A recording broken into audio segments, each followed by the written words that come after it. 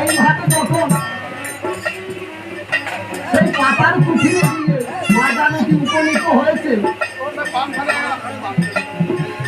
এইভাবে মায়ের যখন অযোধ্যা হতে এসেছে তখন তার 5 মাস গর্ভ ছিল।